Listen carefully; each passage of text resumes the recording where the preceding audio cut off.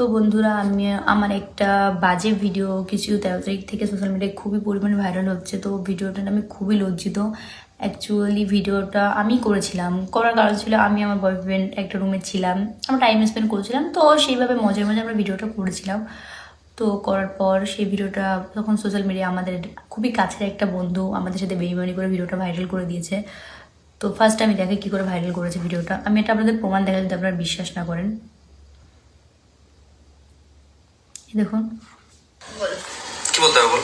যে আমার আর শফিকের যদি ভিডিও যদি পোস্ট হ্যাঁ, তোর আর শফিকের ভিডিও যদি আমার ফোন থেকে যদি পোস্ট হয় বা আমি যদি পোস্ট করি, এই ভিডিও তোমার চ্যানেল কারো কাছে নেই। হ্যাঁ, আমার কাছে শফিকের কোনো নেই, আর কথা তাহলে তুমি তোর ফোন থেকে এডিট করে দিবা।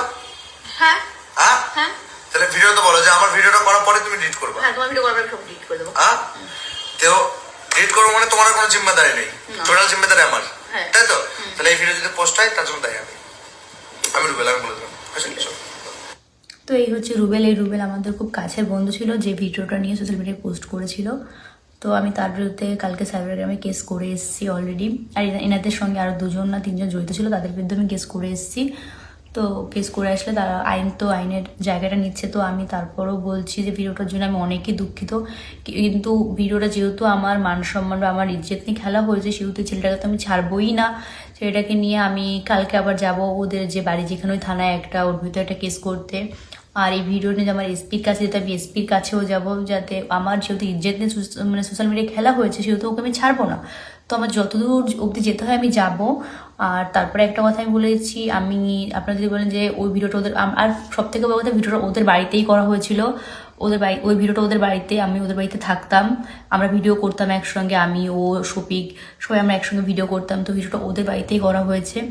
আর ওর বাপ মা বা ওর বোন, ওর বউ সবাই জানে ব্যাপারটা, সবাই হয়তো ওকে হেল্প করেছে। আর আমি যেহেতু ওর বিরুদ্ধে কেস করব, সেই কেস করাতে রুবেল, যদি তুমি মনে করো তুমি পালিয়ে যাবে, আমি তোমার বিরুদ্ধে একার নামে কেস করবো না, আমি তোমার বাবা মা, তোমার বোন, তোমার জামাইবাবু, তারপর তোমার বউ, আমি সবার নামেই কেস করবো যে তুমি একা পালিয়ে যাবা, তুমি আমার মান সম্মান নিয়ে, আমার নিজেতে সোশ্যাল মিডিয়ায় কোনো মান সম্মান রাখোনি।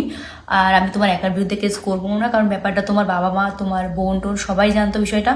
তো আমি সবার নামেই কেস করবো, শুধু তোমার একার নামে করবো না। তুমি পালিয়ে গেলেও কোনো ব্যাপার না, তুমি যেতে পারো, তোমার বাপ মাকেও তুলে নিয়ে আসবে, তোমার বোনকে, তারপর তোমার বউকে, তোমার বোনের বরকে, সবার বিরুদ্ধে আমি কেস করবো। কারণ তোমরা পুরো আমার লাইফটাকে শেষ করে দিয়েছো, আমার আর কোথাও মুখ দেখানোর মতো কোনো জায়গা নেই, কোথাও আমি কোথাও যেতে পারছি না, আমার পুরো ঘরের মধ্যে বন্দি হয়ে থাকতে হচ্ছে। তো তুমি ভালো থেকো, এটাই বলবো।